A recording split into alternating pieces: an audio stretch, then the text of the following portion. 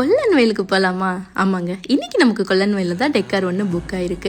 நான் கிளைண்ட்டோட வீட்டுக்கு வந்துட்டேன். இவ்வளோ நாள் நம்ம முருகன் செட்டு போட்டு பார்த்துருப்பீங்க. இன்றைக்கி நம்ம முருகனுக்கே செட்டு போட வந்திருக்கோம்.